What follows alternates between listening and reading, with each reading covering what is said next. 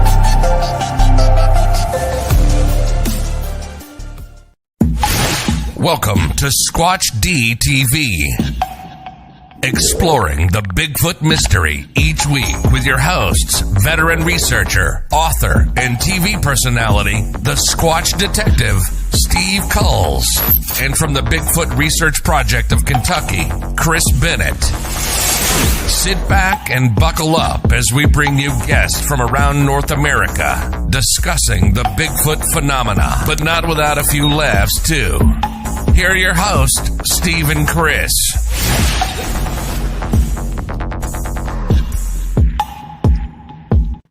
And good evening, cyberspace. Welcome to Squatch-D TV for today's date, June 19th, 2022. I'm your host, your guide, the Squatch Detective, Steve Kulls, along with my fellow father, Mr. Chris Bennett down there. Happy Father's Day to you, Chris, and to all the dads out there. Happy Father's Day to you and everybody, all the other dads listening. Yes, it's great to be here.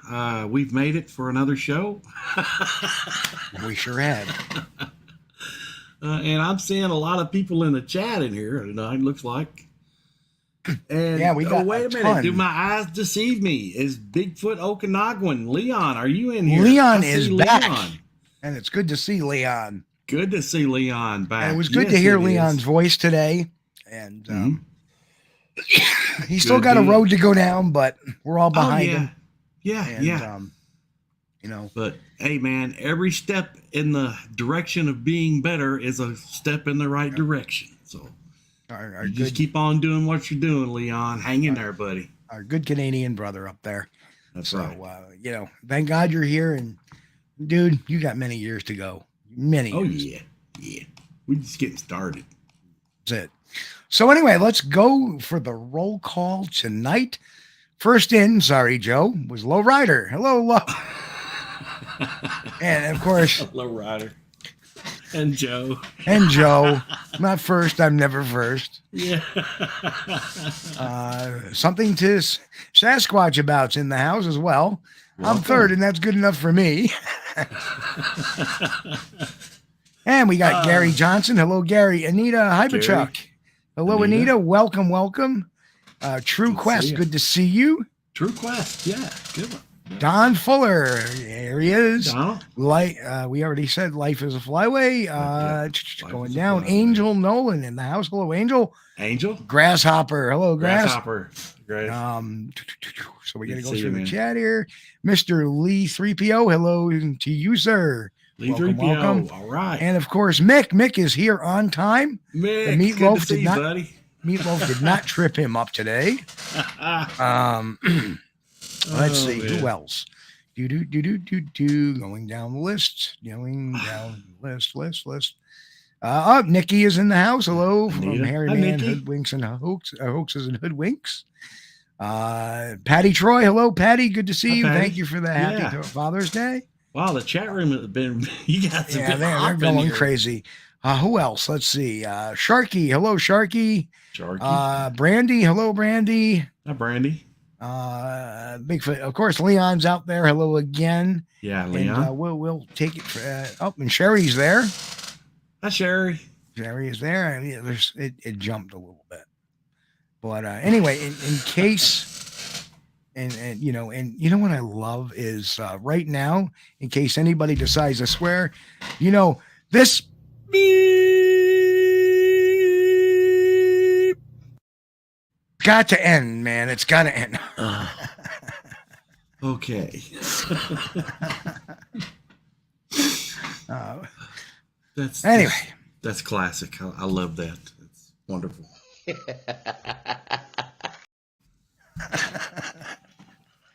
So we got the whole cast of characters in the queue tonight.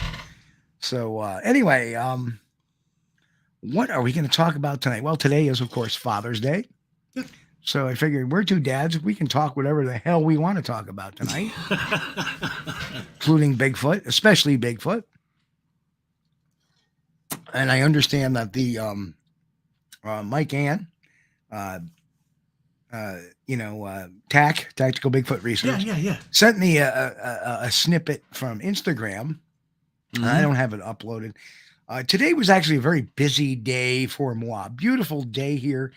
The high of 71 and breezy with a nice cool breeze. Yeah. And we're actually going down to 49 tonight. Oh, wow. But that's beautiful, man. Nice, cool nights. Well, nice. Yeah, that's still a little chilly. Is Brent in the house? I think Brent's in the house too. Yep, there he is. Yep, tall ones. Hi, Brent. Hey, Brent. So a very beautiful day, a few clouds, but most of the day cloudless. Yeah. And, so it was a great day. Hung out with our good friends, Scott and Michelle, for a little while today. We went, we decided to, they needed to, they needed to hit Walmart. Sherry needed to hit Walmart because she gets her meds through Walmart. Mm-hmm. So we all piled into the Squatchmobile and we all went for a little drive. We looked at that particular thing we were discussing earlier. Yeah. We stopped over there, took a walk around. Bigfoot New York, Todd in the house, Sandra Piper in the house. Hey, Todd. And Sandra. DM Zabo in the house. DM Zabo, DMZABO, so hello everybody. It's like Ace Frehley, a thing. I like that. Ace Frehley, my favorite guitarist. Loved Ace Frehley. Mine was Daryl Abbott. Oh, really? Yeah.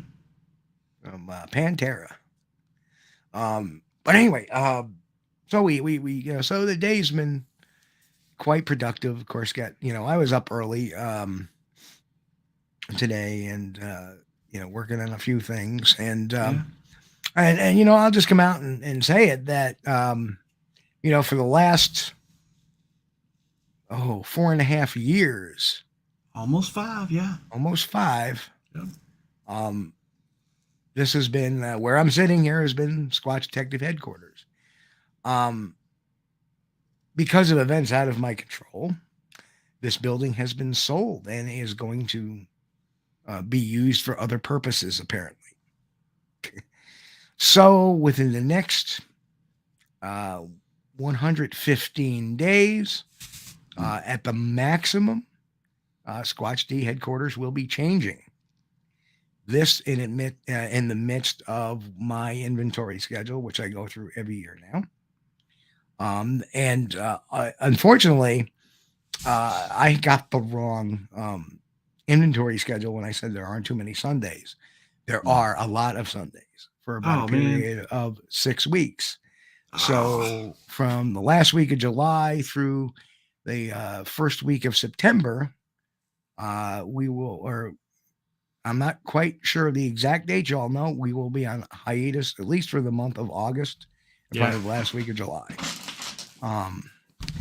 Then starts the Bigfoot days. So, just so you know, July 9th, which is a Saturday, I believe, if I have my dates correct in my head with that one, I will be at the Hadley, Massachusetts Public Library, doing a lecture for them, and answering any questions about the topic.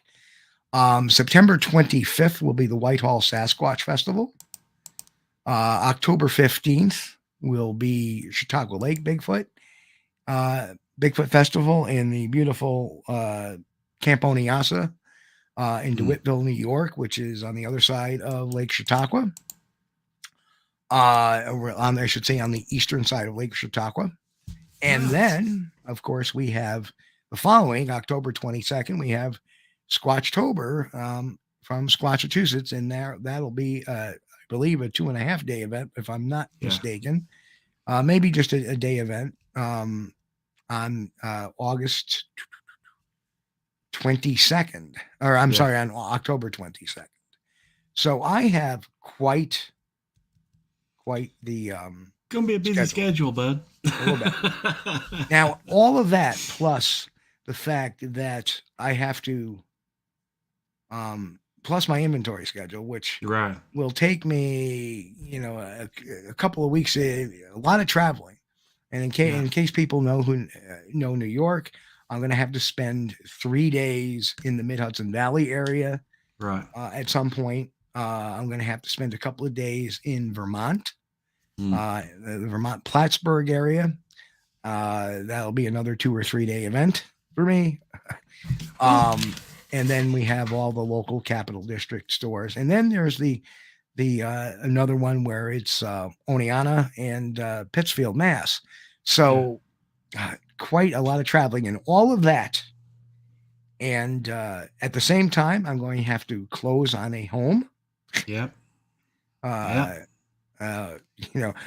Starting the mortgage process this week, closing on a home between now and then. Oh, wonderful. And then if we get the place we want, it's only 5 miles up the road, still in the woods, still have all the technological advantages. Yeah.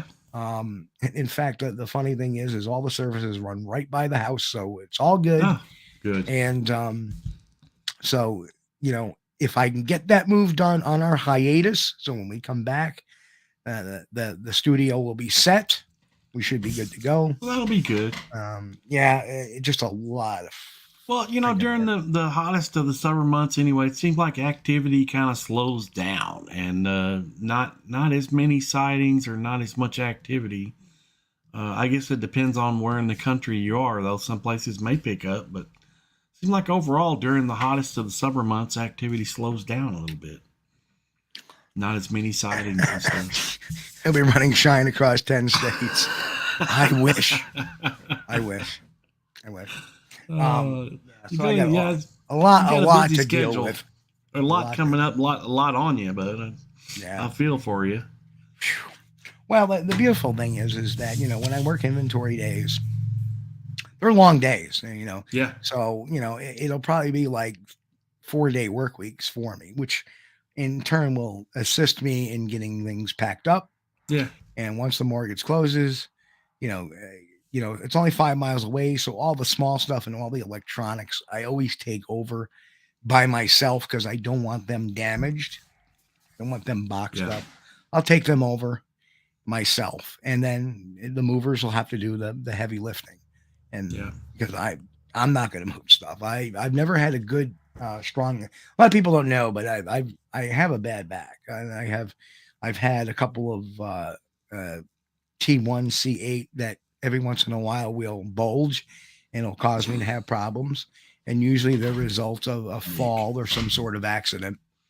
A few years back, 2019, I fell really bad. I broke 2 or 3 ribs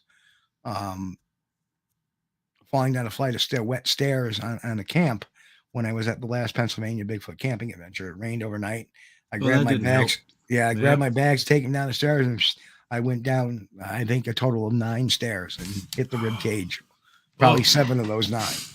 And I was flat on my back at the bottom of the stairs, and wind knocked out of me. It was quite bad. Yeah, that sucks. And then the ribs healed, and then the discs bulged again. And the last time they bulged as a result of a fall back like 7 years earlier. So I dealt with those bulging discs for they bulged longer than they ever had. It lasted about 9 months. And the first 3 months, I was in excruciating. A lot of people didn't know I was in excruciating pain. My left shoulder, I could not move over my head at all. I couldn't. If I did this, the pain would shoot through me. Remarkably bad.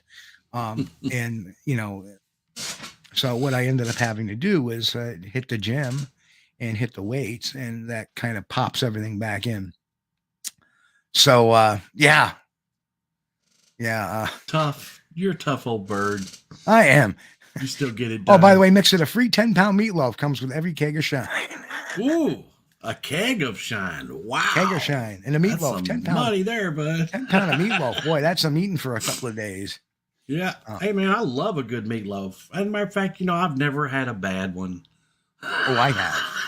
I know Mick's you're gonna say something about that, but I've never had a bad meatloaf.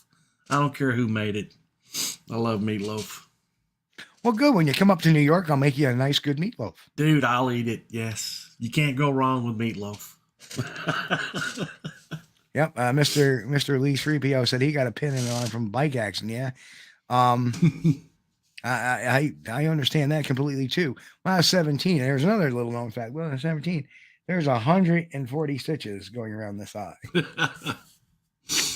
Yep. Went face first. Face plant. Was wearing sunglasses.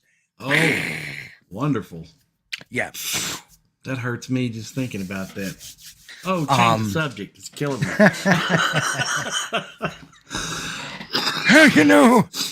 I remember the day I sit there and my shoulder fell off me. But, we were a tough old bird, so we just screwed it back in and kept on moving. Anyway,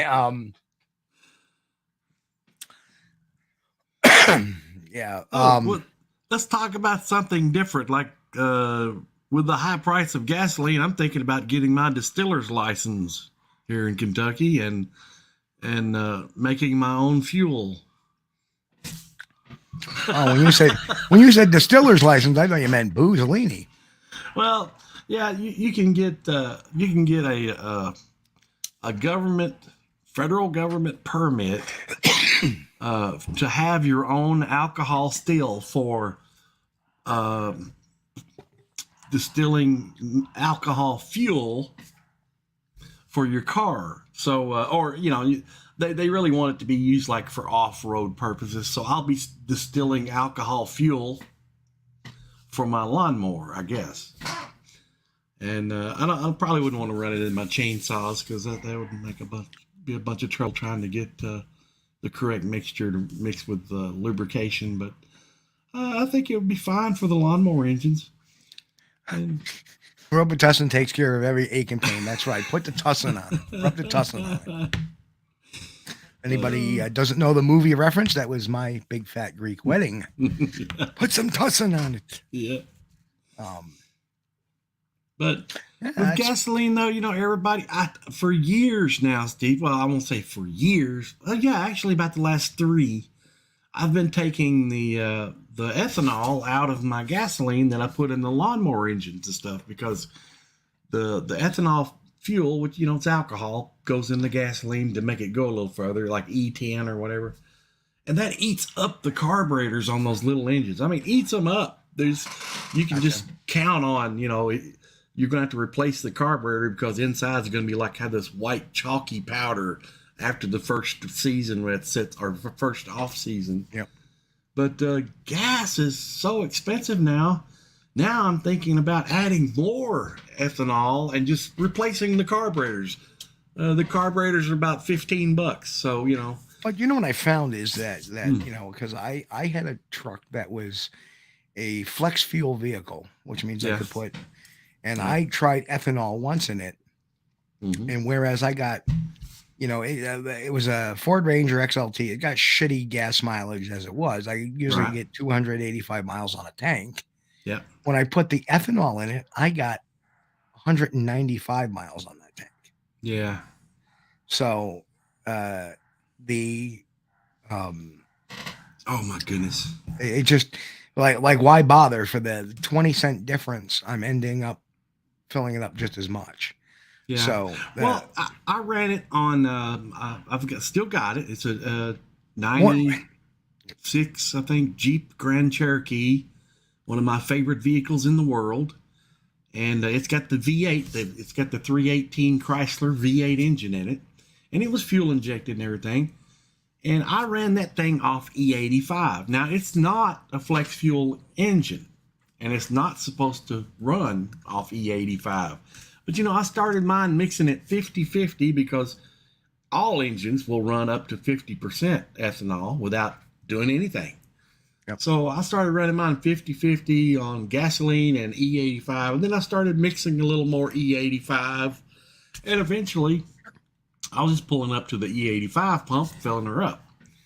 Well, my gas mileage before, we're talking V8 Jeep, full-time four-wheel drive, I could squeeze about 16 miles to the gallon out of it, which, that was pretty decent.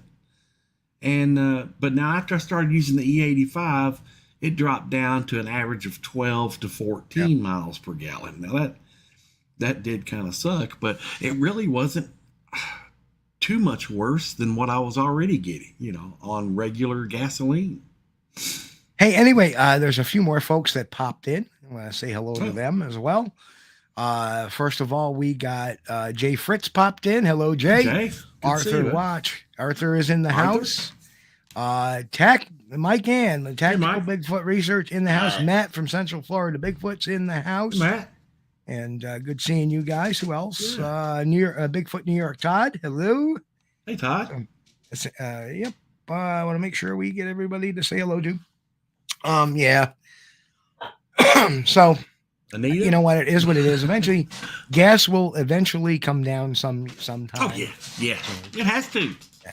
Because if it keeps on going up, nobody's going to buy it. They're going to just walk, Today, I had to get gasoline for the lawnmowers. So, because unfortunately, we have grass we have to mow. If I could, take a break and just let it grow up, but, Sandy would not like that. She likes a nice, clean, mowed lawn, so that's not going to work. So we had to go pick up some gas for the lawnmowers. Yep. Well, that's like 5 gallons in a can. And my little low fuel light was flashing on the truck, so I thought, well, I'll put in 1 gallon. Big spender. That's what I did. I put in 1 gallon in the truck, just enough for the low fuel light to stop flashing at me. And then I drove the 1 mile back to the house. It's not like, we're way, way, way out of town, but I'm close enough. I could walk and get a gallon of gas if I needed to.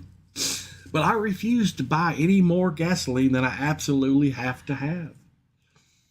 Yeah, and Grasshopper, he's pointing out ethanol burns up the aluminum. It breaks down aluminum. Yeah, it does. And if you use it in your lawnmower, your push lawnmower or your riding lawnmower, guarantee it will eat that carburetor alive from the inside out. Don, I tell you what, if you want to come down sometime in July, hey, you want to come in studio for a show? We'd be glad to have you. That'd be fun. Awesome. Yeah, come on down. You can sit here and we can do the show together and chat with Chris down in Kentucky. And all the rest of the fine folks, you want to come down some Sunday, just let me know. I'm usually off on Sundays. And like I say, till the end of July. And then September, September when we roll at that. With the exception of maybe the week we're doing Chautauqua, because it's, Chautauqua is a 5-hour drive from where I'm at. Whoa. So, probably if there's one part of the state that's furthest from me, it's probably Chautauqua, a little further, Jamestown. I think Don, that would be awesome. Come down, we'll have a little, that would be fun. Little cookout before the show, and come meet the pups, and that'd be awesome. I might have to take a minute here, Steve. I have a doggy revolt going on upstairs. I've got to go see what's going on. Uh-oh. I'll be right back. So anyway, folks, while Chris deals with his canine intrusion problem, Mike had actually, Tactical Bigfoot Research showed me, TAC had showed me an Instagram post about a Bigfoot caught on webcam. And see, this is how, rolling off of what we dealt with earlier, if anybody didn't catch Hairy Man Hoaxes and Hoodwinks, Nikki's show that aired tonight at 7 p.m. Catch it in replay. I was on there with the great Brent Dill from the Tall Ones. We talked about different pictures. And of course, this picture that Tack sent me with the Instagram post saying, "Oh, Bigfoot caught on trail camera," and it was actually a still frame of the Morgan Matthews Bigfoot that supposedly pushed him over, where Rick Dyer was. So, the hoaxes perpetuate constantly. But the real cool thing is that on that show we talk about the Louisiana picture with that thing in the water.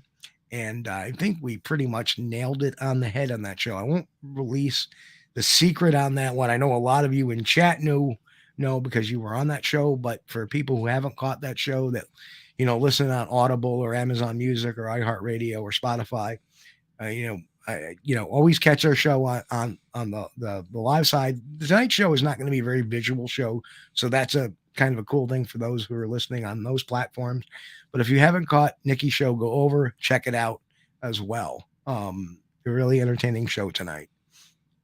Hello, Chris. Has the canine revolt been suppressed? I am back. Yes, I found out what the issue was. What was the issue? Sandy had let 4 of them outside on the back porch to wander around out there and be quiet while the show's going on. And she went outside and started doing some work. She's out there doing something now. I don't know.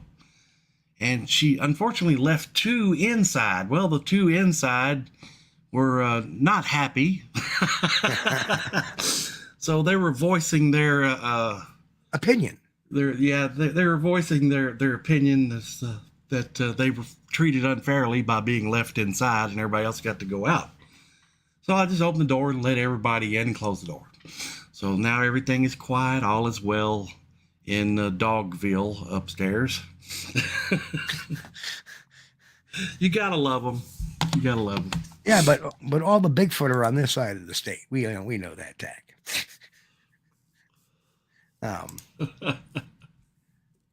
Oh man. Tack said that all the cool kids live on this side of the state, which is the western part.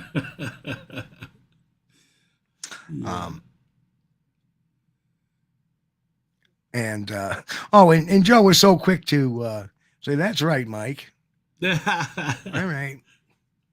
All right. We know who's wearing, next time our guys are on expedition with me, we know who's wearing the pork chops.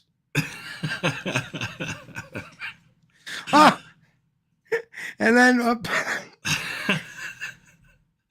oh no, Steve, you might have to move to the other side of the state so you'd be one of the cool kids.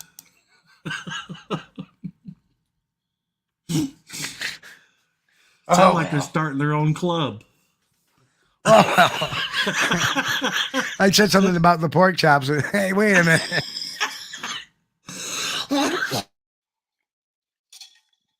Oh, you guys are killing me. Good Lord. That's very interesting. Mr. Lee 3PO, I'm in London. I'm London. Cool though. And hello to Brian. Brian, welcome, and hey, thank Brian. You, sir. Back at you if you're a dad as well. Good to see you too, Brian. Wow.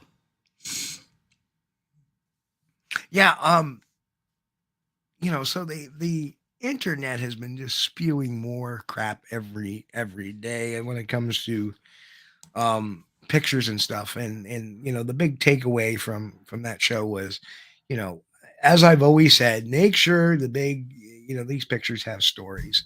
And if you're out there doing Bigfoot research, please, we implore you, our audience implores you, if you're listening or, you know, because I know my audience, I'm preaching to the choir. If you're going to release something, do your due diligence before you release something. Yeah.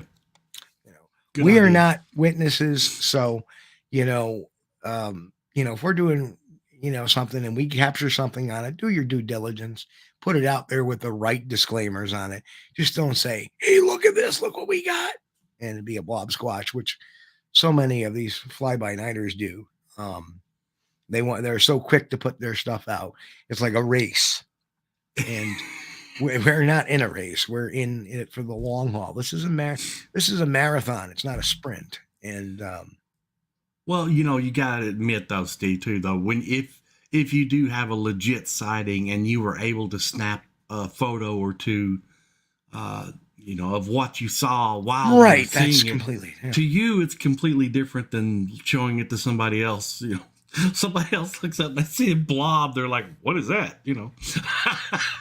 And that's why I would always come with a disclaimer. Hey, you know what? Yeah. This isn't the greatest picture, but this is what we saw, and we saw it with our own eyes, and it was very different than what we were able to photograph when we capture. So we apologize for that. That's the way my flow would be. Like many years ago, the late Adirondack Jack Leach had an encounter. Yeah. And he had taken a picture, and it was very blobby.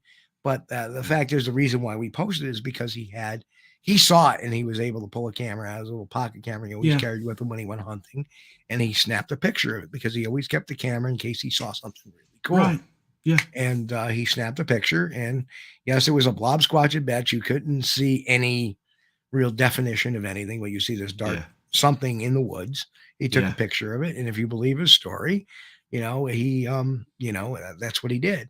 So that's why we chose to show the picture, because it kind of it corroborates in some sort his story, or his story is corroborated that what you're looking at is potentially a Sasquatch. So that's the reason why we put it out there in that particular aspect. But if somebody says, oh, I was just aimlessly shooting in the woods and this is what I got, the problem is that the pictures that come out are just these blobs with no, nothing to them. Oh, look at this trail cam photo I got. Okay. Can you tell us a little more about that? The date, the time, any activity? Did you go out and look around? Did you, because, now if you're a witness, I can understand that. Hey, what do you think? I think it is. I don't think it is. I think it's something else. Completely, off the rail there. Yeah. But there's stuff that goes along with a photo too. You got to go back and do a follow up. The same area, take a picture of that same area again, and look and see, is that same blobby looking thing still there? Or here comes a joke I can tell you. Hey Chris, we figured out how we keep getting rock throws. Go ahead, Mike. Follow it up. Yeah. What is that? Let me hear this, Mike.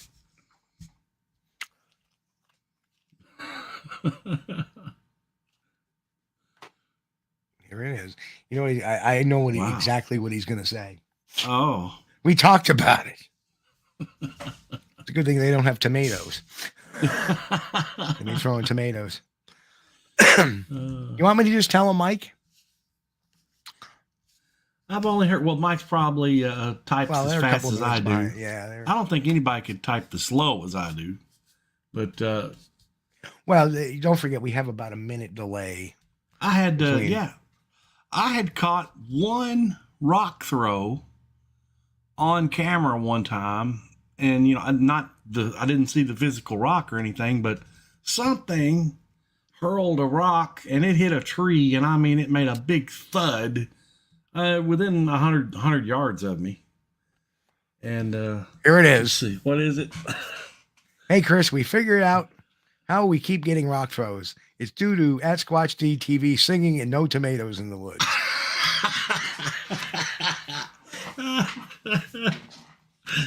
But, the funny thing is I actually do not have a bad voice when I sing for real.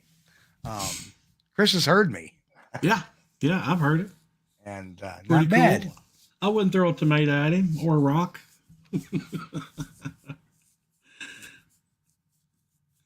Oh man! Oh no!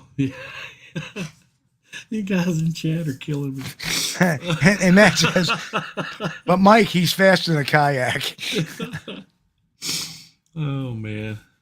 Yeah. But yeah, I did. I got one rock throw, and it was a big thud that hit the side of the tree, and then you could hear the rock bouncing on the ground as it fell. And I was really thrilled to death. You know, didn't have a sighting that day, but I did get someone or something through, and it sounded like at least a baseball size rock.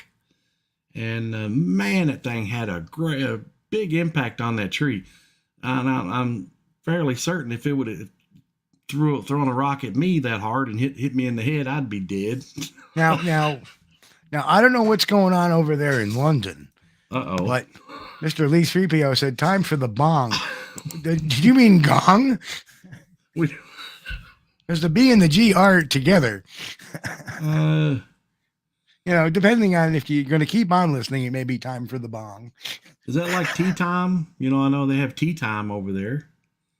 A lot of people drink tea. It's not 420 in London now, is it? That's one of the differences in our cultures between our friends over in the UK and us. A lot of tea gets consumed there, and we don't really drink that much tea. I guess, yeah, I drink iced tea, you know, on occasion.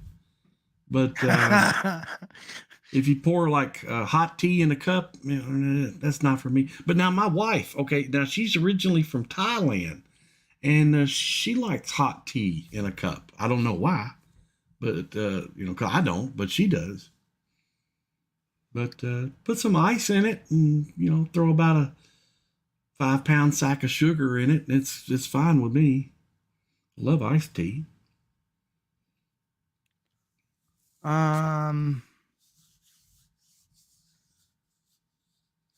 Green tea. Oh yeah. Yeah. She drinks that sometimes too. Green tea. That's supposed to be like a healthy thing. Like if you, a lot of women, well, excuse me, my woman, my better half, she'll drink green tea every now and then, and that's kind of like a dietary thing or a cleansing thing. And you know, I tried some of it. It's just I think it's worse than regular tea. But you know, I'm just not a tea drinker. So you're not the green tea drinker, huh? No, thanks. Well, I'll tell you what, Chris. There's only one tea we drink around here. Are you Bigfooters thirsty out there? Well, I suggest to get a delicious, refreshing Snapple. Yes, even the most famous Bigfoot rush to the store to get themselves their favorite beverage, a delicious peach Snapple. No need to be cranky when you can just ask your loved one for a delicious beverage. You got it? Joan, get me a Snapple. And don't be in such a hurry, there's plenty at the store.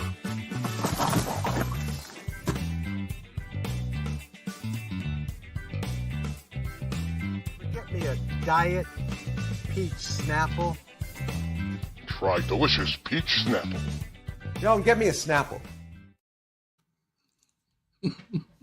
Had to do it. We started talking about tea. Yes.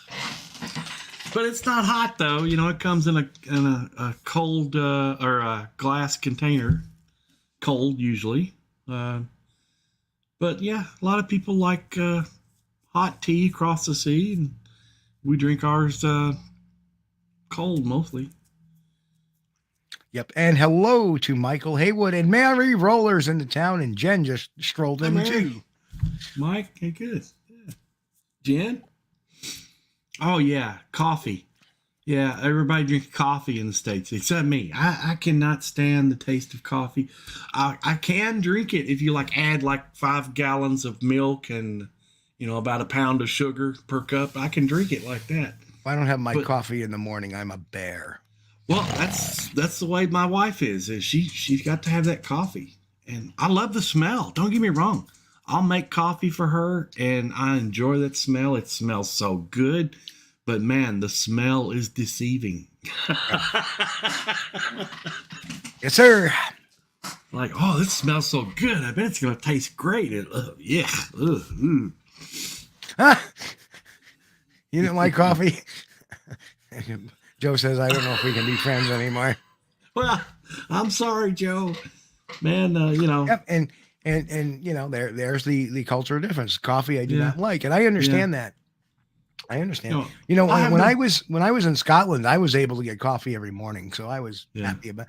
In fact, when I got to the airport at Gatwick, I remember first thing is I need a coffee. Of course, I took the red-eye flight to Gatwick, so I left Raleigh, Durham.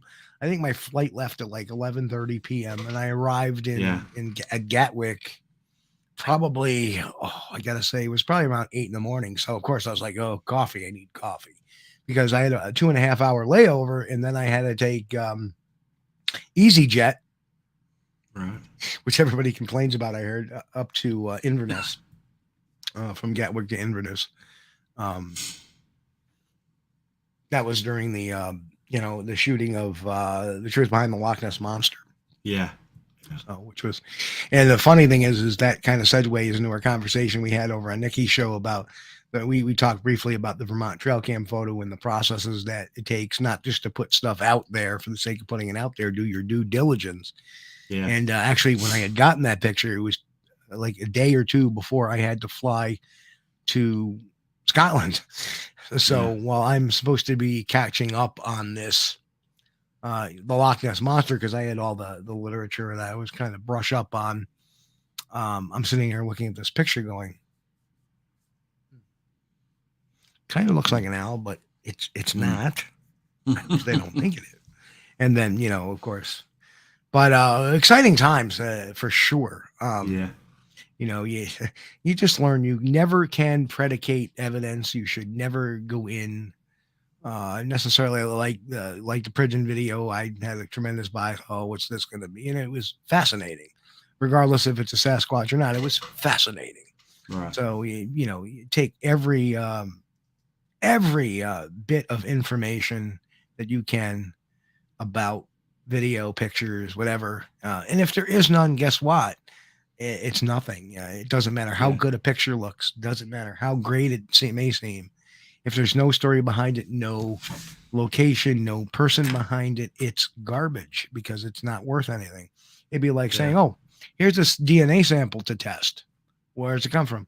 I don't know. What's it from? I don't know. Who's collected it? I don't know. Well, where's the chain of evidence? I don't know.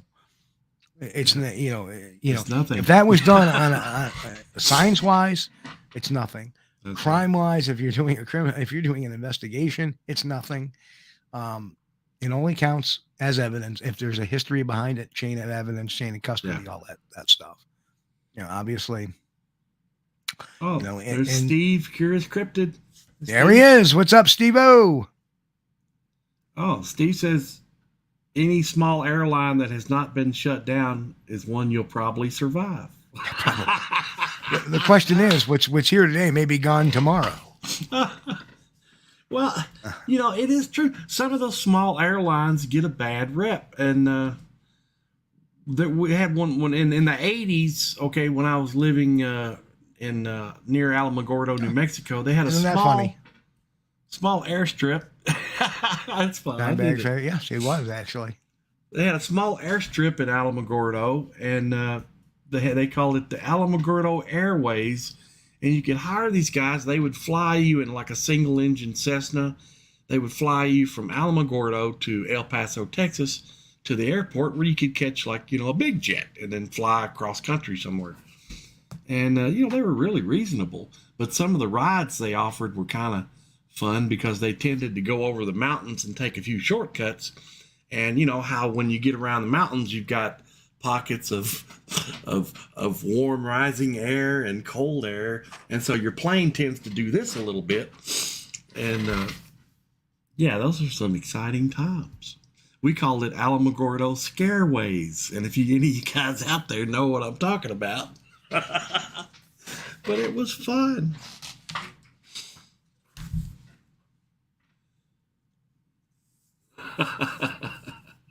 Interesting. I'm just trying to find something real quick. Cup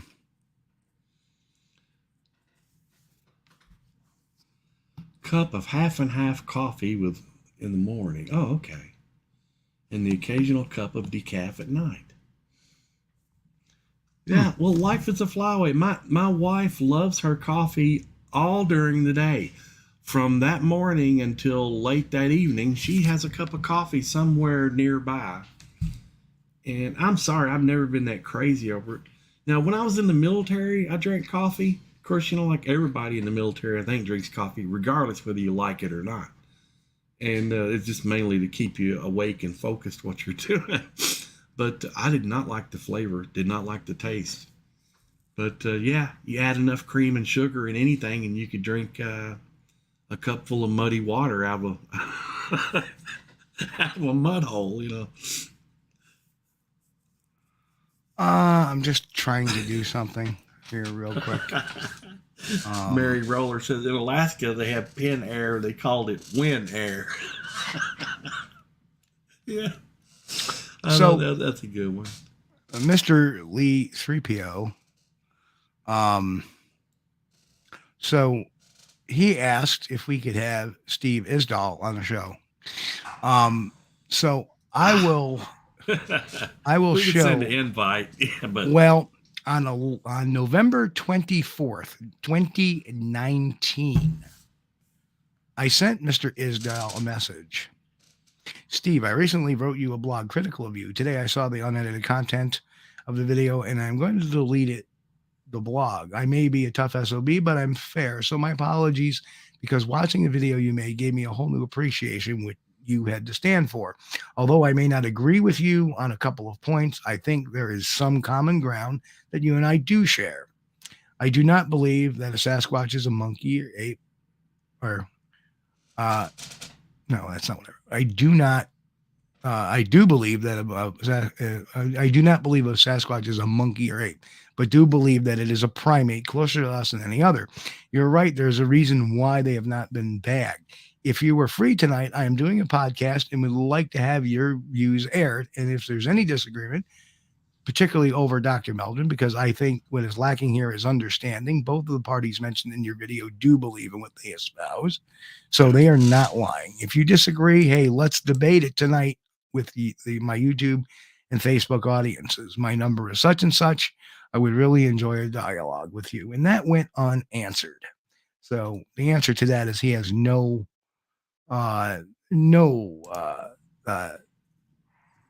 reason. And that was 2019. Yeah. And that was before that was before he sent the Mark Anders picture up, posting it with, the kind of clickbaitish that he had. Todd Standing, no, I would never. Todd Standing was on this show once, and it was in 2000. Get this, 2007, very early 2007. Yeah. And I heard out what he had to say.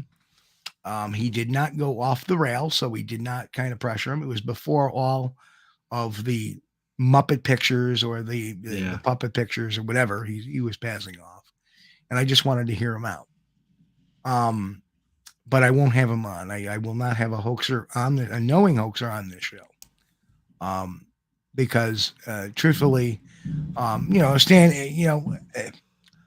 if Standing would come on their show, I'd gladly have him on, but he's going to face a lot of questions he doesn't want to face, and he knows that, so he won't come on. Well, yeah, I wouldn't expect him to accept the invite either, but especially with Steve Isdall, Mr. Isdall, he has nothing to gain. So he's not going to, right. Even with an invite, he's not going to show up on this show because there's nothing to be gained by it. And, that's not surprising to me. It's that's right. Any of these guys that put that, of course, they're not coming on shows because they will, especially, knowing my reputation, I'll start asking really tough questions. Well, whatever, like Standing, whatever happened to all that hair you had? Right. And I know what his answer is going to be. Yeah. Excuse me. Well, my house is broken into and they stole my Sasquatch. Yeah. Yeah. Oh, they stole your Sasquatch. Did they steal your TV too? Did they steal your? Because I don't know. People who break into houses, they're like, Yeah. oh, look at this TV, look at this computer, look at this gear, look at this gun, look at this whatever. Oh, look at this bag of hair. I think we'll grab that. Leave everything except the bag of hair. Right. Okay. And of course, you know, he wants to allude that he's so important that some government agency is going to break into his house to take his Sasquatch hair. You know, that's the real truth of the matter. Well, that's kind of funny though. The people that claim they have evidence that proves systematically proves for real that Bigfoot exists, except they keep it in their house, hidden away. You know, why do that? Why, if you kept it in your house, you'd have to worry about the government getting it and stuff. No, you take it to your local news station or whatever, get it on camera. You'll be contacted. There'll be some scientists to say, hey, dude, you know, you got DNA evidence. Let's check it out. You know, we'll run this for you. You know, keeping stuff a secret is not any way to accomplish anything other than to maybe some of those guys with the promoters, they kind of drag stuff out like that, like the Hand of Unknown Origin. And things of that nature, but anything real, you know, you could get that out to the world. I would think. I'm not familiar necessarily with Kerry Arnold's work. Maybe I am, but it's not ringing a bell completely. You know, there's so much, and folks don't understand. I generally worry about my own stuff and during the week, and if something catches my attention that's making a big round on Facebook, I'll grab it up and maybe talk about that, or, you know, if it's an interesting video. But Kerry Arnold, I haven't seen any of his work. I do not believe. I may have, or I may have skimmed it real quick. And went, there's I don't always something on YouTube, but it's really not anything worthy of talking about. You know, it's kind of like the guy that's got the kid's gorilla suit from Halloween, you know, walking around through the backyard or something. It's something so ridiculous that it's not worthy of mentioning. Yep. Yeah. So, you know, I'm very, very particular about necessarily bringing on guests that I don't know anymore. We've had some doozies over the years. Yeah. You know, I miss some of the prank calls we had on Block Talk Radio during those days. Those were fun. Yeah. You know, Chris and I have been at this, believe it or not. Chris has been the co-host of this show for 12 years now. Yeah, and I'm Johnny come lately too, you know. Yeah, and the show's been in existence for 16 now. Yeah. 16 years. And Chris has been here 12 of those 16 years. You know, and you know, first was you know, we had a few people fly through here. Billy Willard was probably the second longest co-host, was pretty much for like 3 years. I used to do this podcast usually with a friend of mine or two, and they've lasted, you know, a few months here, a few months there. And some worked out. Billy was a good co-host. Big G was a good I like Big G too. Yeah. Yep. Yeah, he was he was on that infamous show we did with Java Bob Schmalzbeck. Yeah. And actually, shortly thereafter, Big G left the show because you got your own life to live sometimes, and that's when Chris came in. And I remember that day with Java Bob, the Java Bob show, when Java Bob, got on the show under false pretenses, and then all of a sudden the phone line rang out, and it was Chris Bennett. And Chris stood up for the truth. And then Matt Knapp showed up, and he stood up for the truth. And Matt really grilled Java Bob. And I grilled him too, to the point where I let him talk his story out. He didn't realize I had his statement in a police report. Yeah. And he was saying, well, we felt our lives were threatened. And this had to do with the Bigfoot body hoax when they picked it up. And there was a gentleman with a gun there. I forget his name at this point in time. I think his name was maybe Frank or something. I have that information in my Panaflex here. And the funny thing is, the guy shouldn't even been holding a gun, truthfully, because he was a convicted felon. Oh, and that makes it really even more interesting because Matt Whitten was a cop. But anyway, this guy was walking around with a gun. I don't know. It may not have been loaded. It may not even been real. But, you know, Jabba Bob had made the statement, you know, in defense of everything. Oh, people don't know what we went through. We were in fear of our very lives when we picked it up because there was a guy pointing a gun at us. No, it wasn't. And Jabba Bob is continuing. Well, how do you know? You weren't there. So, well, I saw the video and you know, all this other stuff. And I go, well, that's funny. And this is how the whole thing ended. That's funny, Bob, because I have your police report right here, the statement you made to police, and nowhere in it does it say anything that you were in fear of your life or a gun was pointed at you. Yeah. Boom. You didn't know what to say after that. One would think, and I was like, one would think you would say something to especially that point to the police that had occurred. But no. Don't point a gun at me. So at that point, we got another question from Mr. Lee 3PO. At that point, I hung up on Jabba Bob. I said, I'm not going to have somebody come on the show and tell lies. Yeah. And we kept him on for 37 minutes of the hour-long show at the time. Because at that time, we were only doing an hour-long show. What do I think of the Mark Zasky photos? Garbage. Mark Zasky was a clickbait guy looking for hits on his channels, and none of his stuff really had any stories behind them. Just, this is a Mexico Bigfoot. The Mexico Bigfoot looks like the Idaho Bigfoot, which, by the way, NVTV tried to say that was a Bigfoot from somewhere else too.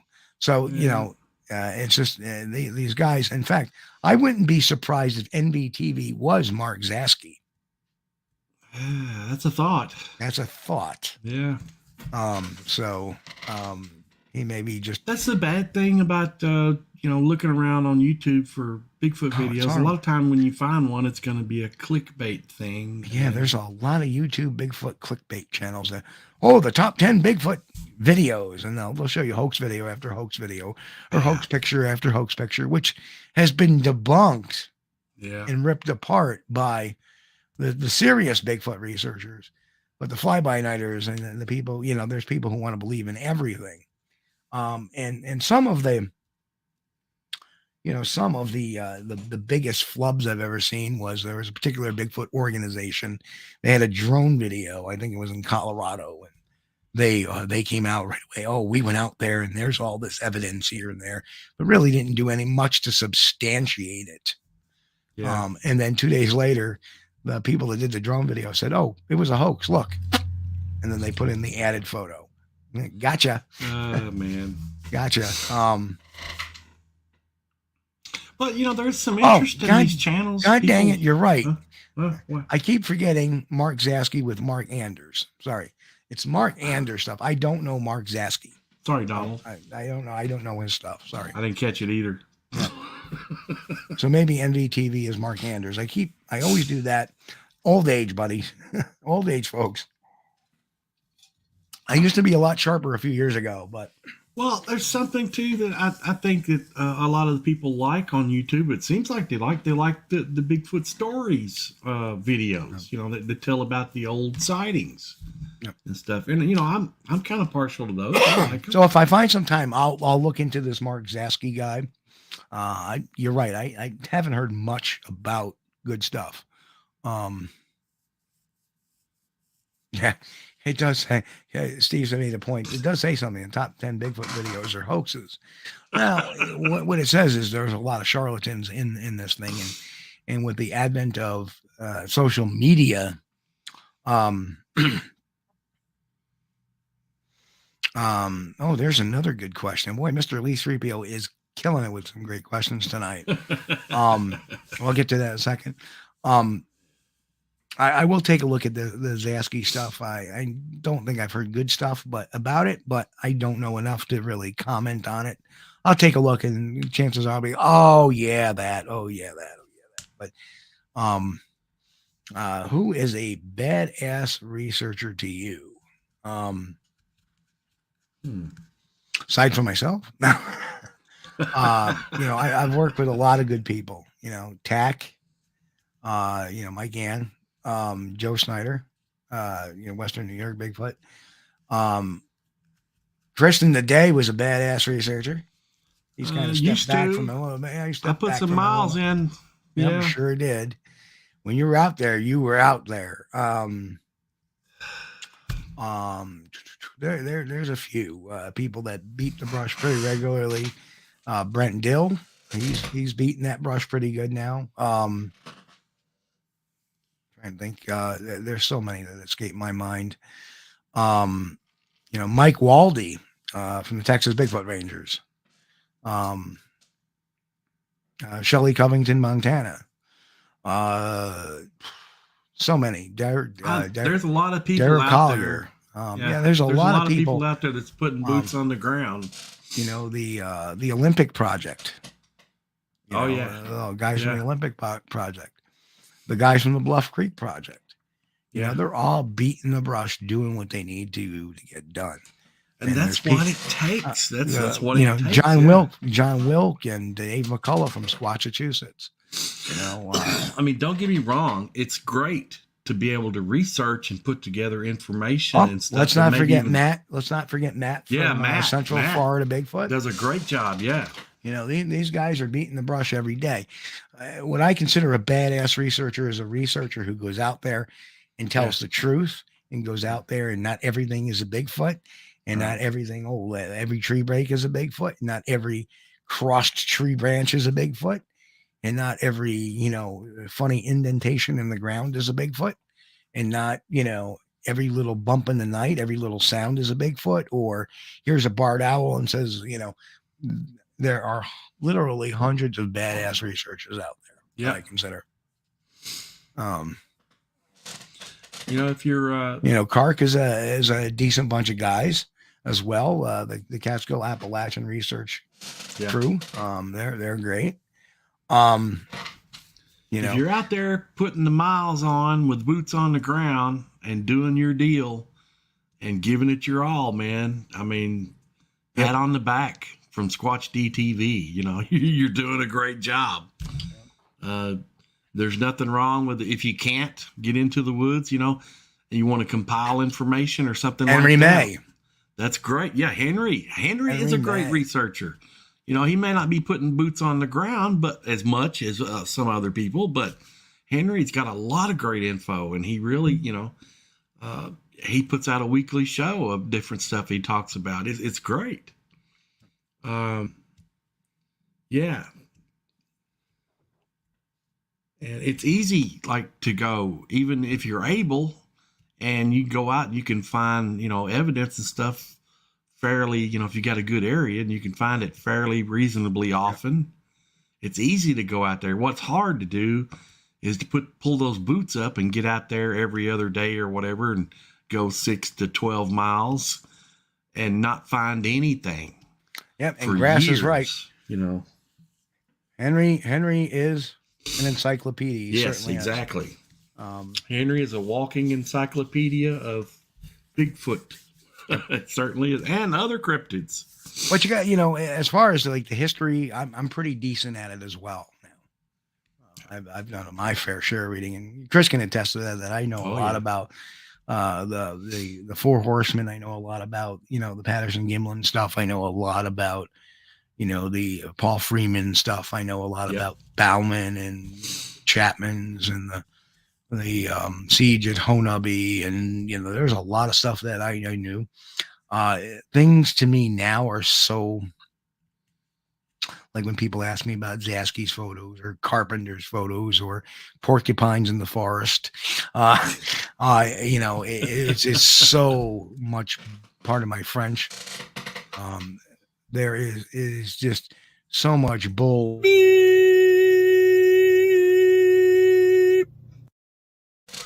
out there that it's just too hard to follow it all.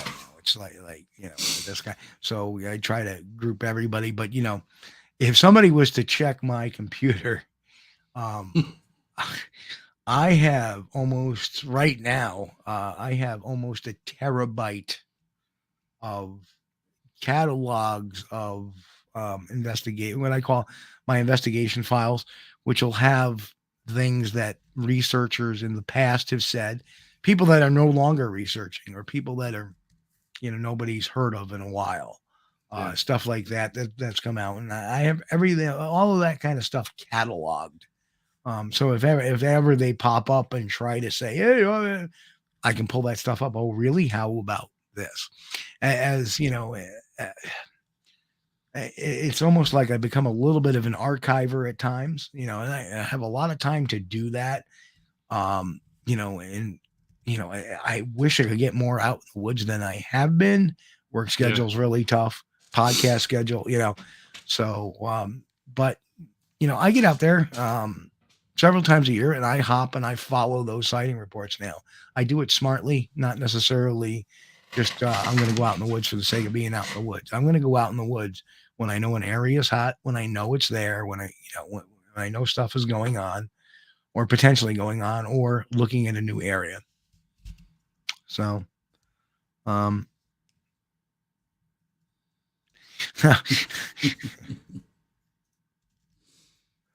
yeah, Porcupine Guy posted the other video today. Need to burn some minutes of my the Porcupine Guy. Not me. Another question. Did I ever dig into the Rogers Rangers incident in the woods of Vermont? Well, I have actually, no, I did not. The actual reference comes from I believe he's now deceased. I may be wrong, but there was a gentleman who used to write for the Glens Falls Post-Star. He was a town historian. His name was Paul Reno. Oh, look at that. The memory's working tonight. Paul Reno. And Paul Reno is the one who dug up that information on Rogers Rangers. One of the lieutenants who was the team diarist. He would write the diaries of the Rangers and their movements and their experiences. And he had written at a time about a group of bears throwing rocks at them. And they were repelled with a volley of shot. And we all know that bears do not throw rocks. Now, could it be misidentified Native Americans? I doubt it very much, knowing the skill that Rogers Rangers had. So, very interesting. And it's very also interesting that sometimes a Sasquatch in like the early 1800s would be called bearmen as opposed to, because it was pre the discovery or the knowing of what a gorilla was. Yes. Or an ape. And then as the mid to late 1800s started to come through, then people started calling them, ape men, or a baboon man, or something of that ilk. Most of the earlier sightings referred to a wild man or a wild hairy man, and then after the discovery of the gorilla, then they started calling them ape man, wild man. Yep. Yeah. Very interesting. Cool. It was an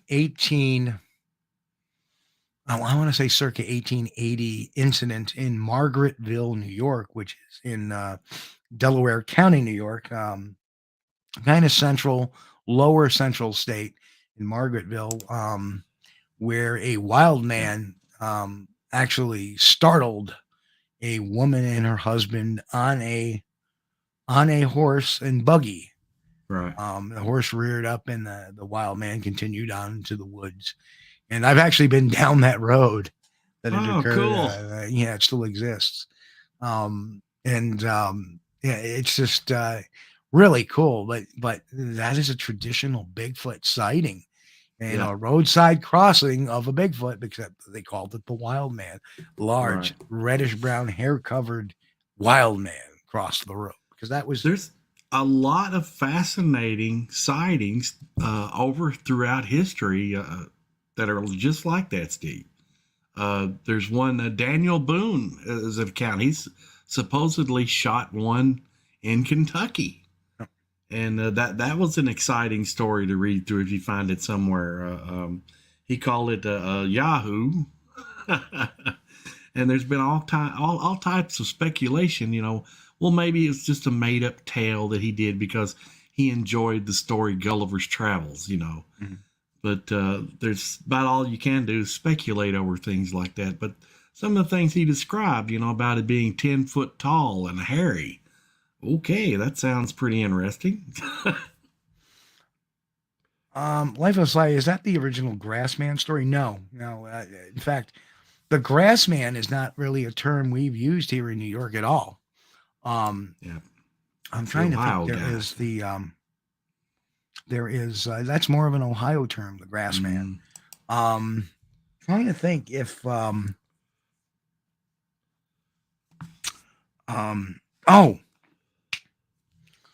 was a creature in the Adirondacks to the north, probably I would say Jefferson County, Essex County, New York, that area of the Adirondacks. There was old slippery skin. And so there's lots of tales of old slippery skin that was back in the 1880s.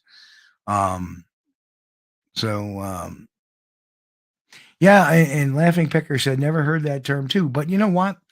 Then again, unless you're looking for, a lot of people may not have heard of Momo in Missouri. Yeah. Until they, oh, look at that. So it, and then again, internet, think about that too. Not that it's a fake. What I'm kind of saying is the term probably was bouncing around, but it didn't really become well known until the internet, when everybody started talking about tales of the Ohio Grassman. TAC, reminds me of the first Bigfoot sighting on 1818 in Sackett's Harbor, New York, which is up in Mike's neck of the woods. And that area, was very remote and rural back in 1818, and still is to some extent. The amazing thing that always amazes me is, how the story progressed over the years. The descriptions. Steve, there's one in here from New York. Is it Batavia? Batavia? Okay. Yep. From 1960, it says Batavia Daily News was skeptical but still ran a big photo of an 8-inch footprint left by a mystery beast under the railroad bridge over Tonawanda Creek near Walnut Street on a summer night in 1960. And it's quoted here. It says, well, it wasn't a ghost, that's for sure, because it left footprints, reported the Daily News. And what tracks? 8 inches long. But if it wasn't a ghost, then what was it? As Donald Polone, 15, and a few of his friends crossed the bridge one night, they heard a loud, terrifying, banshee-like scream resounded from the area of the creek below. So, yeah, that's 1960. Yeah. That's pre-Patterson. Cool. I like all the pre-Patterson stuff. But now, I don't think an 8-inch track would be that far away from the human scale. And that's true, but they also had a slippery skin in the northern Adirondacks as well. Yeah. Cool. I mean, this stuff, the subject is just fascinating. I mean, now with the internet, man, you can actually sit down and surf the net for hours. Just pick something out your home state or country, if you're listening from somewhere else in the world, and just type in Bigfoot sightings or wildman sightings. Yeah. So many good names. The Otter Man. Yeah. And Alaska, the Kushtaka. The Kushtaka. And then we also have the Bushman from Alaska as well. Oh yeah. And just so you know, a little, maybe the Iroquois up here in New York call them the Adenarhe, which meant stonish giant, which a lot of different folks,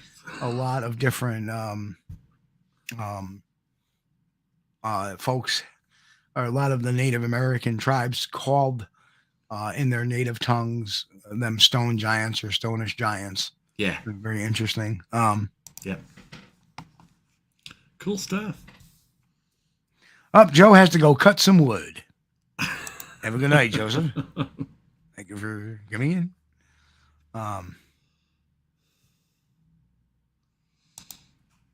Curious Cryptid coming in with the banshee scream was probably a cougar, big cat for clarity.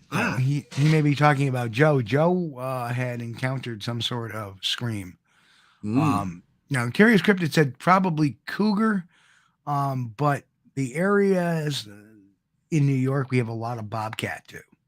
So it could be a bobcat. Yeah. You know, the only way really to make sure it's a cougar, unless it's got that, you know, that type of growl, you know. Yep. The Leicester Leaper. Leicester Leaper is another one from Western New York. Be 25 minutes from Batavia. So. Yeah. Jim Wilson, welcome. He said, smelled one last fall loading my car at the cabin. Hey, Jim. And, you know, and Tack also said could be Fisher cats too. They may. Well, Fisher cats aren't necessarily cats. They're actually related to weasels, but they do make some strange friggin' noises. That's another good point. Interesting thing, Jim, saying, well, welcome, Jim, and thank you for your comment. Welcome to the show. Good to see you, Jim. Smelled one last fall loading my car at the cabin. It's very interesting. I did smell one back in 2006 when we got the Ford Ann cast. And, you know, when we found the track for the Ford Ann cast, I should say. And I'll never forget that night. You know, we heard something moving around. And after we did some calls and some tree knocks and just waited, and we heard something moving behind us. Into if I was facing, I believe, I want to say north, depending on which way, and something moved around us from the west, going eastward around us, you know, continuing eastward to our north, I should say. So we were facing east. Something came up behind us and kind of went around us. On our north side and continued east. And during that time, you know, it just boom, there it was, this flipping foul stench that I had never smelled in the forest before, nor again. Yeah. You know, it smelled like death, garbage, musk, wet dog, skunk, all just rolled into one. Yep. It smelled like something like, and I have been a paramedic. I have gone into houses where people have been dead for a week or two. And it was different than that smell. It wasn't something dead. Had similar qualities, but no, it wasn't quite the same. It was very, and the minute I smelled it, you knew what it was. And then just as quick as it was there, it was gone. So then we start to progress to get our night equipment because it was dusk. We got in at dusk and it was now dark. So we were moving by flashlight or red light. So we go out and we were sweeping for tracks, you know, as we're walking, and boom, there was the Ford Ann cast. We go back the next day in daylight, we find the trackway, which is really cool. And that's all on the website as well in the archive section. So, can't mistake the stink. Yeah, that's true, Jim. Yeah. I'm inclined to wonder if some are confusing the smell of a deer's tarsal gland for a Bigfoot. No, I've been around enough deer. Enough deer. I know what they smell like. Yeah. And it smells pretty rotten, but not to the extent. I mean, this thing was probably a good. And here's the other thing too. We found a trackway. And, you know, if you've seen the Ford Ann cast, it's not a deer. And there were no deer tracks, no ungulate droppings. We looked around during the day. We were scouring that whole mountain, you know, looking for, and we actually followed it and found some more tracks in a bog. So, and Bill Brand had cast those. That's the funny thing about Bigfoot sightings. Some will report a distinct odor and some no odor at all. And I don't know whether it maybe depend on which way the direction the wind was blowing that day or during the sighting or what, but don't know. You know, I've heard, you know, or read all types, and I've had that experience to where, okay, you know, we caught a distinct musty wet dog smell one night, and we caught some eye shine right after that. Right. And then I had another sighting during daytime. There was, you know, no odor whatsoever. But boom, there it was. So, what can you make of it? I don't know. Yep. Maybe sometimes some of them are cleaner than others. Well, here's the other interesting thing too. Is we all talk about that musky smell, and what I found is that an apple, what breaks down an apple and ferments them. And if anybody knows that Jane Goodall, when she habituated the chimps, they liked the fermented apples that were laying around better than the fresh ones she was giving them because they gave them a little bit of a buzz. Right.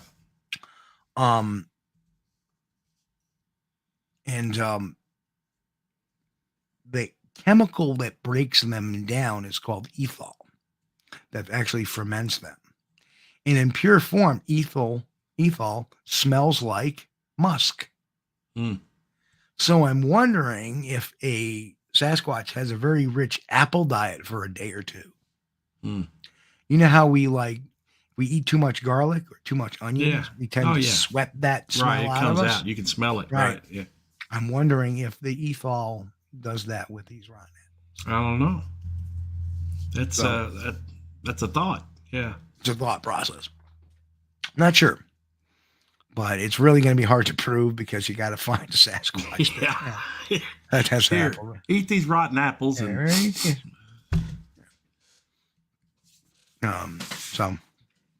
it is cool. That's one of the things that I found odd about a lot of the sightings. Some of them report an odor, some of them not. And, here's the thing. Mary Rose, I heard females may key off a sweet smell like flowers. Now, any primate will actually key off a smell like flowers, especially if it's a sweet smell, because our even us, we smell something sweet, it stimulates us. Why? Because we are very particular to sweet and salty. That's why we like our salty snacks. That's why we like our candy, because our sweet and salty are what we enjoy. That's what starts the dopamine in our brains to give us the pleasure from eating those particular items.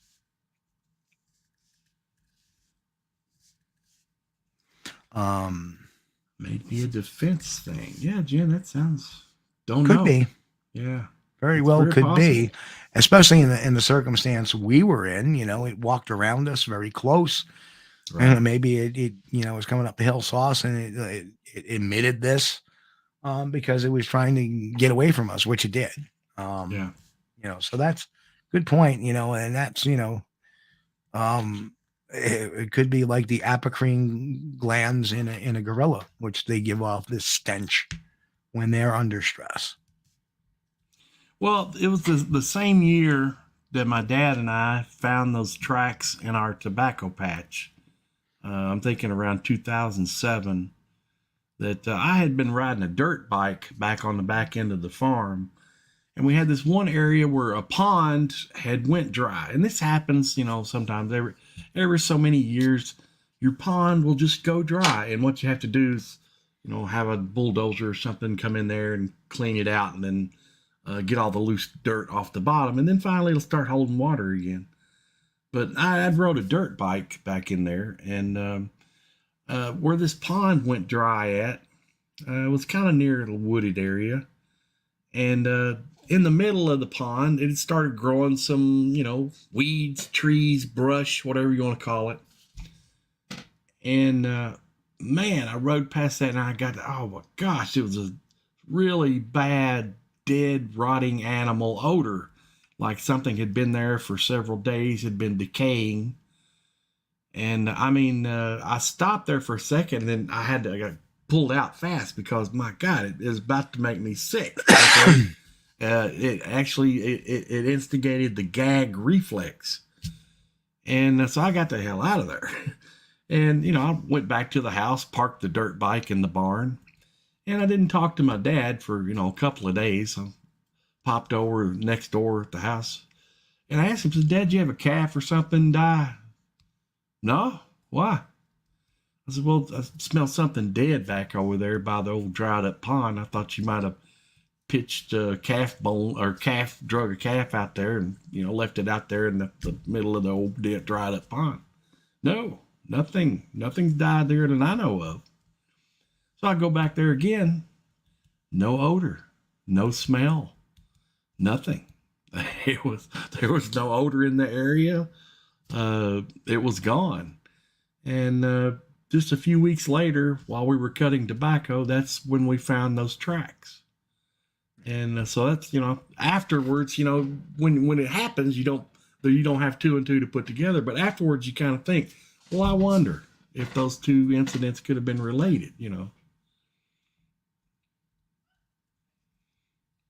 Chris, you know which one I'm going to pull up?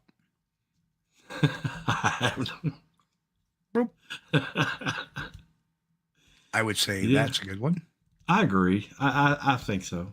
And, you can see the science and all the investigation that went into it. And, statement by Dr. Maccabee. Yeah.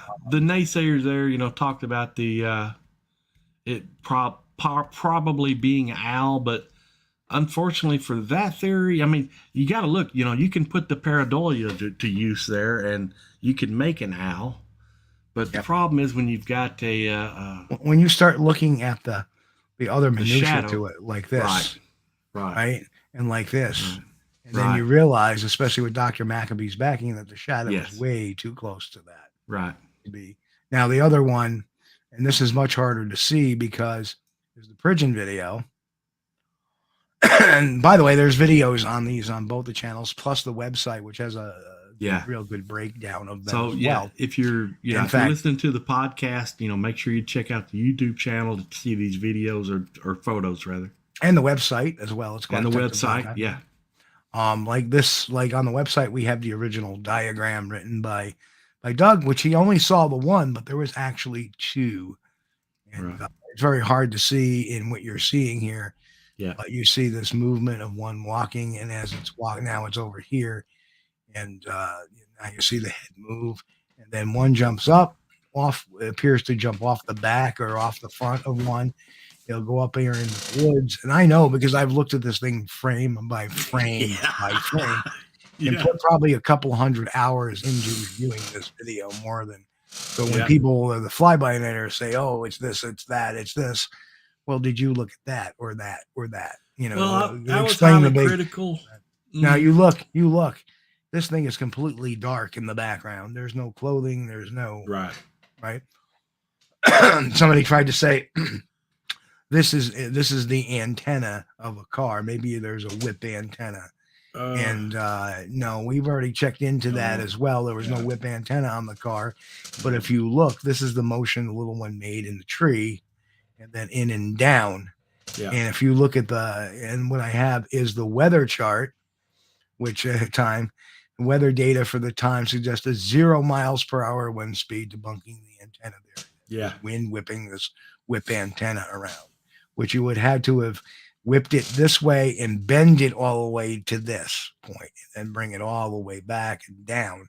Makes no sense, the direction of the creature nor the wind to verify that. So, and the New York baby video, I got to say, that's one I was extremely skeptical of. And it was my opinion, it's probably just a monkey. And, after studying it with Steve and looking at it frame by frame. There's no tail, number one. Yeah, that blew my theory out the window. So now it went from being, I'm extremely skeptical to, hey, I kind of like this. I don't know. I'm not sure. So, I kind of like it now. Still don't know what it is. Can't say for sure what it is, but what I thought it may be, the critical aspect of what I thought to be would debunk it. It didn't. That fell through. So there was no pets allowed on that property. There was, and I spoke to the property owner themselves. There was no zoo escapes. It's illegal to own a primate in New York to boot, unless you're a zookeeper. But then we come back to, if a zookeeper is not going to enter into an area where primates are not allowed, people ask, well, why would it be across the pond from this music festival? Well, there's an apple orchard there, and there's wild strawberries and wild blackberries and wild raspberries back there as well. I finally did visit that property, and the amount of fruit that was there was amazing. Something could live there very nicely for a long while. It's not too far from the Plattekill area. It's not too far from the Appalachian Mountains. So, it makes it's not too far from the Catskills as well. So there's a lot of reasons why that could very well be possible there. And the fact is that video was taken in 1997 and wasn't discovered by the videographer till 2002 when his fiance went, "Hey, what the hell was that, Doug?" and he didn't even see the big one. I put it up on a giant screen TV, and automatically I saw the big one. So, and good night, life is a flyway. Glad you can make it here for most of the show. Yeah. But a lot of times you can see the detail when you put it up on the big screen that you didn't notice before. Years ago, So, and then Nick says, I was impressed he brought in Dr. Bruce Maccabee for that. He's a leader in particular field of optical physics. Absolutely. Yeah. I mean, I would think no other. And if you watch the video to hear Dr. Maccabee say, and the funny thing is you can even hear him say, during the interview, we actually, that was a clip from the radio show when we premiered the Vermont Trail Cam photo. And that was a huge show. People were, all over the place. And then it was kind of funny in that show, you hear Dr. Maccabee go, talking to his wife, "Come here, take a look at this." Remember that? Yeah. He was really excited. Unfortunately, no, I can't show the video I mentioned right now. I would have to upload that into the thing for it to play correctly or for you to get sound. So, but they are available on the channel. On part of the video content, not the live content, but the video content. And they're pretty easy to find. You'll see the Vermont, Bigfoot caught on trail camera, and we're one of them. And they are on the YouTube channel. That question is for charity. So thank you for so much for popping in. Yeah, it's good to have you, charity. Thanks. And guys, for all those new to the channel or anything like that, do us a solid, please give us a like, a sub, even a share this video. Sharing is caring. So if you're listening, hit the thumbs up. Come on, bump that thumbs up button. We need that. It really helps. A lot of people don't understand. It really helps with the search algorithm. It really does, because unless you have thumbs up and comments and stuff like that, the YouTube search algorithm will just pass you by. I mean, a lot of times I have to preset videos that we show on the channel. So I really didn't set that up. So, and we can do something on Patterson Gimlin, and we can do some video stuff. Thanks, Jim. You too, bud. Well, thank you, Charity. I appreciate it.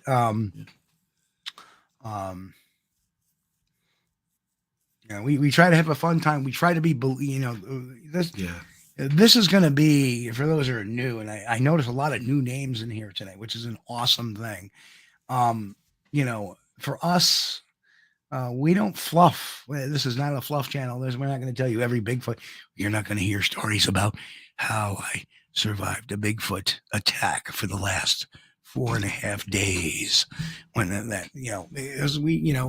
if you do hear a story of that, we will bring that person on to fend for themselves. Yes. And as a matter of fact, I have a really great idea for a show before we go for the break. I just need to get him on. And, well, have you ever heard of the story of the Giant of Kandahar? Allegedly during the Afghanistan conflict. Okay. Yeah. Right. I got you. Yeah. Right? I read that. Yeah. Now the account is not all true. Yeah. But according to this gentleman who I've met in person and spoke to in person. Okay. Claims it did happen. I can't That'd be speak to the veracity of that. Yeah. But maybe I can get him on the show. Maybe not show his face. Maybe not give away his identity. But I know who he is. I know his name. and we'll put them on. We'll talk to them and see what we think. I would like to hear it. Yeah. Yeah. I would like to hear the facts of, not the added in rest of the stuff that went along. And you too, and you too, Sandra. Good night. God bless. Thanks, Sandra. And Mary's going too. And thank you, Mary. Good night. Thanks, Mary. So I think that would be kind of an interesting show and kind of yeah. Yep, everybody Charity says that'd be a great show. So well, the thing is about this show too is, we don't sugarcoat stuff. No. We're not gonna, if there's an account that's we're gonna look at it realistically and they're gonna say, hey, I either like this or no, I don't like this. I'm out, And I think we could probably get a lot more people watching the show if we went along with everything that came out. Like, oh, yeah, this is the greatest thing since Patterson Gimlin video or something. But, man, that's just not the truth. And we're not about that. We're not about that. You're going to get the truth here. The truth may not always be as entertaining as we'd like for it to be, but that's just the way it is. That's the way it goes. Yep. So yeah, that's what we always try to do is, Chris hit it right on the head. If something doesn't pass the smell test, when I have a guest on, I my job is not to embarrass the guest. We'll have this guy, if we can get this guy on, we will talk to him about it. We'll ask him questions and then have a follow-up show, maybe evaluate what we listened to or what we heard or what we thought. Yeah. And I think that would be a fair way. I try not to pressure my guests to make them feel like they're going to have a gotcha moment or anything like that. We'll listen to them. And, people for some reason go, oh, why didn't you jump down their throat? Or why didn't you do that? Or, why didn't you call some people out? That's easier, there's a line, your media are okay. You're trying to get the story told. And at the same time, you're also an investigator, but you kind of like listen to the story first, then you can do the investigating. and plus, are you rude when you invite somebody into your house? Are you rude to them? Yeah, we don't want to do that. No. The reason why I talk about the only time we ever did that with a guest was Java Bob, because he completely snookered his way in and then completely turned 180 degrees to what he was saying. So. Now you're coming in the house and insulting me. So guess what? Now you just open yourself. But if I come in and somebody comes in, I'm going to ask, and I'm going to say, I would ask this question. There are going to be some tough questions, and here they are. Well, but I'm not going to sit there and accuse anybody or try to call anybody out necessarily, or say, okay, well, we thank you for coming on. Thank you for telling your story. We'll move on. And then if something doesn't make sense to us, we'll discuss it the following week or at another point in time. Yeah. Or if we keep the guy on in the first hour, I don't know how long we would do that, depending on how long the story is. But it sounds like a pretty interesting story. And I like to get all the background on it anyway. Yeah. Like we had the great Ray on the show talking about the Mapinguari. Yeah, that was a great show. I loved having Ray on. And we have the buildup. We have a military guy, so he's got other stories to tell. And builds his credibility to what he experienced, and that's what we want to do. Let's talk to Mapinguari. Dang good show. And I got to thank Tack for getting me hooked up with him as well. I mean, just. What a great guy he is. And I hope he's having if he's out there listening, Ray, I hope you're having a great Father's Day as well. And Tack, if you talk to him, tell him I wish him a happy Father's Day. I know he's a very proud papa. Yep. Yep. Don't mess with Ray. Yep. I wouldn't mess with him. And, the amazing thing is Ray is now a scientist too. So it's just an amazing guy. I love the guy. But yeah, so we try not, for those who haven't, we never try to candy coat anything. And we call it like we see it. If people, there's some people that may take it personally. I'm sorry, this is not personal. No, I don't sit there and hate anybody, really. Right. Unless you really lie or try to hurt me, then I don't like you very much. much. And unless you come back and apologize and make amends, and believe it or not, there was only a couple of people on that scale, and that would have been Biscardi and Dyer. And believe it or not, when Nikki had that show with Dyer on it, and I hopped on it, and it was kind of a free for all for a little bit, and then everything calmed down. We ended up talking, and Dyer kind of turned his tone down and around. Well, and then we did an after show, and Dyer stayed on, and we had a long talk, and he apologized. So I have to take that anger away now from him, because man to man, if you apologize to me, I'm not a resentful. If anybody knows me, I am not a resentful. Beep.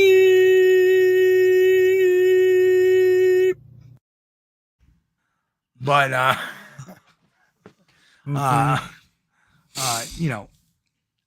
can let a lot of things slide, and that's why I don't have a lot of people I hate in my life. I don't have time for that chip on my shoulder. I don't have time for that poison and resentment. There's a couple of people that I do not like very much because they've tried to hurt me in the past, or they have hurt me in the past, and most of them are on the personal side. And there's only really, I can't even count them on one hand. So, I'm not the kind of guy that goes around angry. Oh no, I love everybody. I even love Rick Dyer. It's fine. I just, if he told me that Bigfoot was holding him hostage, I probably wouldn't believe it. I get a good laugh over it. Yeah. No, we don't dislike anybody or make enemies. A couple of people like Mr. 3PO said Rick does get on my nerves a bit. Yeah, he does. He can do that. He can do that. But you see, I have. My job profession, I deal with a lot of different people. Well, and I've been in pretty much the same kind of work where I have to deal with different people, different personalities, different, I have to deal with the whole gambit. I deal with people that are straight up, people that are super conservative, people that are straight up thug, people that are, or have addictions, people that I deal with all these people, and I have to navigate through it. So I'm very, how should I say it? I'm very journalistic, but I'm also very much winding through that. Oh, look at that. Bigfoot. Leon says, I'd enjoy joining you guys for that interview. Be good. You got it, brother. We'd be glad to have you back on the dais. Would. So. Be our honor, Leon. You do get on my nerves a bit too, just saying. That I'm doing my job. Because I should get on every Bigfoot researcher's nerves, because they're like, you know what? I could be doing things better, or I could be doing things different. And you know what? People get on my case about certain things too. They're right. They're right. Oh, Mick, you're killing me. No, I want to try our meatloaf. I'm a brave man. Oh man. But I have so much fun with the chat room crew. And I hope you guys listening out there on Audible and Spotify and stuff like that, you can join us live at 9 p.m. Eastern on Sunday nights. Yeah. Come into the chat room. Y'all know that if you got an Audible or Amazon account or a Spotify account or iHeartRadio account or Apple, Apple Podcasts, whatever, with that, all those little platforms we're on, you all know that you got a YouTube account too. Yeah. So if you got time, watch us in replay. If you got time, join us in the live chat, and support us that way. It'll be a lot of fun. Oh, and there's another new name, Mr. Patrick Cassidy. Welcome, Patrick. Welcome. Make sure if you're listening to the podcast, stop by the YouTube channel and watch the replay. You can check out, it might take a day or so, but the chat room replay will also start loading up, and some of these guys in here, you guys kill me. These comments. Oh, we're so proud of you. I mean, God, we are a bunch of funny mother.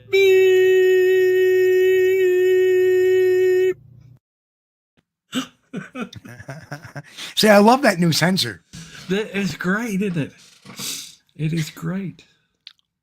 You know, Harold, what do you think? I think Harold likes it too. Yes. Anyway, but yes, we have a lot of fun. I love I want to say I love the graphic you put up for this one, Steve. Dad's gone squatching, proudly refusing to ask directions since 1845. Oh, that's so good. Yeah, ain't that the truth? How many men out there have ever been lost and would not ask for directions, even when pressured to? Don't worry, I can find it on my own. I'll find it. No, we're almost there. We're within a few miles. We'll get there. We'll find it. See, well, you know the neat thing in the good old the Squatchin' Bronco is I plug this sucker in there and it loads the maps right in. I never get lost. Yeah. I never get lost. Before the days of GPS and smartphones and stuff, you know, a lot of men would not ask directions when they were looking for something, and even though they were being pestered to and you know, pestered to stop and ask directions and egged on by maybe their significant other, just right at refuse it. No, I'm going to find it. I don't need directions. No. I've done it, and I know everybody else has too at some point. So anyway, Chris, let's wrap up the show with our sad news of the week that the season, hopefully it's just the season finale, not the series finale, this week of the Obi-Wan series. Oh yeah. And what a wild ride that's been. Oh, like I think the last one kind of like sewed it up. Like, wow, they just put the last 4 episodes. This is episode 5. Put the last 4 episodes all into perspective. Now you're like, now I understand. Right. Yeah. So what comes in number 6? I don't know. Whatever it is, you know, I'm waiting with bated breath. I love it. I've loved all those Disney remakes they've done with the Obi-Wan and the brain's dead here, Steve. And the Mandalorian, the Book of Boba Fett. The Book of Boba Fett. And then we got Ahsoka coming up. And I've loved all those. Andor is the next one up. Yeah. Andor starts. Can't wait for that. That should be very fast, interesting stuff. So it's great stuff for the Star Wars nerds, and which I am one. I like that. I like that. To say it, me too. Yep.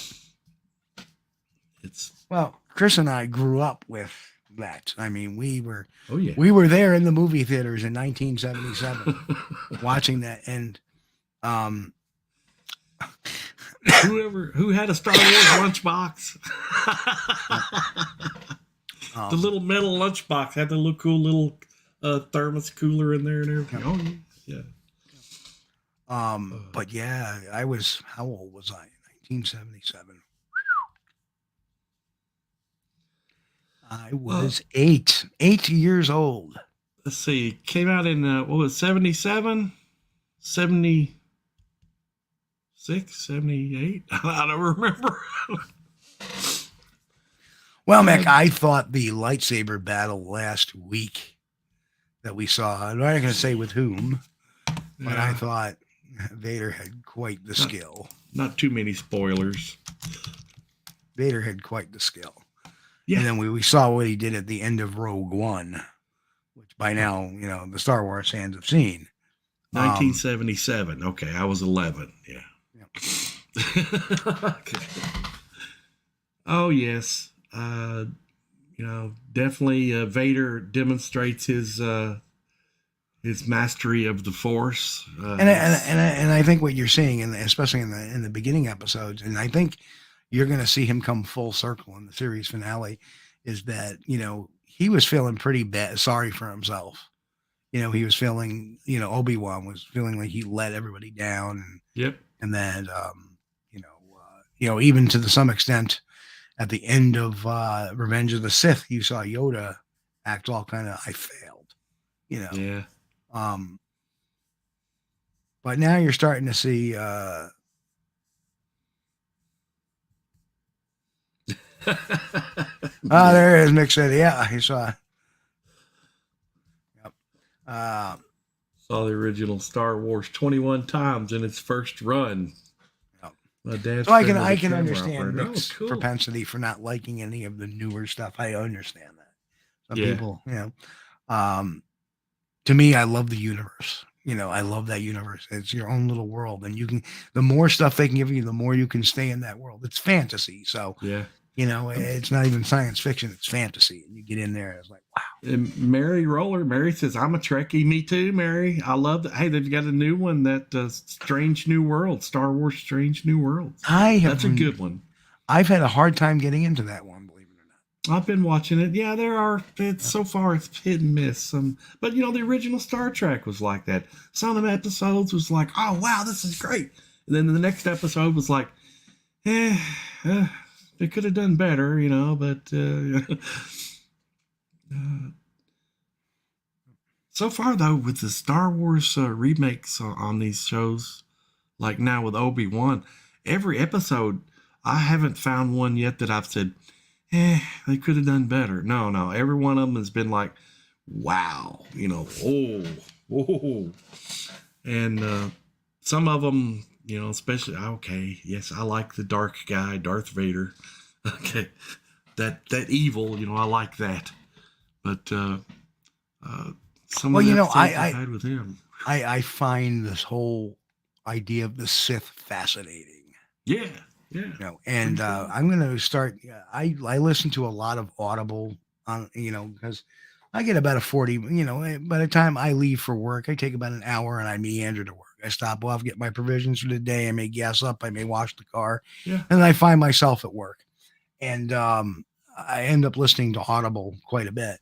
So I'm going to start listening to some of the Kanan books, like Darth Bane and The Legend of Darth Plagueis. And I want to dive into that. Rogue One was phenomenal, especially how it led right to the very beginning. The ending of Rogue One led right up to the beginning of Star Wars: A New Hope, which came out in '77, the first one that we've seen. Yeah. So anyway, well, Chris, it's 10:53. So we can sign off now. And you know what? When the series is completed, not next week, we may talk a little bit we'll talk a little bit about next Sunday. So for all those that want any little Star Wars talk that we have put on because it's something fun we like to talk about. Yeah. What we didn't talk about is the whole Vince McMahon thing. Oh yeah, that's pretty bad. Yeah. Looks like he's paying a little hush money, but so that's caused a little bit of a bump. But we'll see how that plays out. That's got a lot of personal life stuff. So to me, it's like maybe let's do after the Obi-Wan series is complete here. We'll do maybe a little talk about that if everybody gets a chance to watch it. I love talking about nerdy stuff like that sometimes, and it's a good little break. Not everything is Bigfoot. Okay, if we don't have like a new sighting this week that we can discuss or a new photograph, it's okay to talk a little bit on the side. Hey, something that's what we are. We're all friends here. Yeah. But anyway, Chris, do your thing so we can get out of here. I want to thank everybody in the chat for being here with us. We love you guys. We so appreciate you joining us, and love all the comments, love all the questions. If it's the first time watching on YouTube or even listening to on the podcast, check out the YouTube channel. Pop a like, hit a subscribe. It really helps us out in the search algorithm. It helps people find the channel better, and share it. As Steve always says, sharing is caring. We appreciate it. That certainly is. And guys, on behalf of everybody here at Squatch-D TV, me and Chris, and whoever's hiding out behind me somewhere, we want to wish everybody a happy and safe week. Hey, you know what? the official start of summer is almost here. Yeah. Next week, our next show. 2 more days. Yeah. Summer. Next Sunday, we will be in summer. Yes. Plus we'll have another surprise. Another surprise next week coming. So anyway, folks, on behalf of everybody here, have a happy, safe, healthy week. We want to wish everybody a great Father's Day for all your fathers out there. And folks, God bless and keep on squatching. We'll catch you here all next Sunday night, 9 p.m. Eastern, right here on Squatch-D TV, SquatchDTV.com, 8 Central. Toodaloo. Hey folks, you've been watching Squatch-D TV. Join us each week, Sunday night at 9 p.m. Eastern for the latest on the Bigfoot mystery. As always, we thank you for being our loyal viewers and encourage all to subscribe to our YouTube page at youtube.com/Steve Kulls. As always, have a great week. Stay safe. God bless and keep on squatching.